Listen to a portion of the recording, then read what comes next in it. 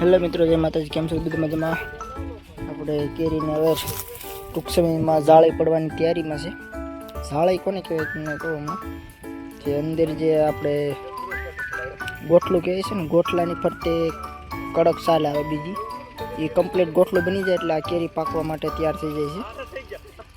એમાં પાવડર આવે. આ પાવડર હોય ને એ કેરી એકદમ બેસ્ટ કેરી કહેવાય છે. તો આ પાવડર ઉખડે છે ને, તો આ સાઈડ આપણે પાવડર ઉખેડીએ. આ કેરી જે કમસે કમ 15 દિવસની અંદર આપણે જાળી પડશે. જાળી પડ્યા કેરી આમાં હાંકવું પડે એટલે કેરી પાકલ હોય ને એ નીચે કરે, એટલે આપણને માહિતી મળે કે હવે આપણે આ આંબામાંથી કેરી ઉતારી શકીએ, આ પાક માટે તૈયાર થઈ ગઈ છે.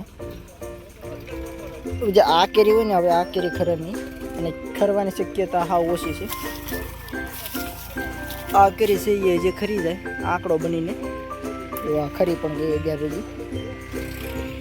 આ કેરી તો હવે ન ખરે. આપણે એક આંબામાંથી 10 મણ કેરીનો અંદાજ છે.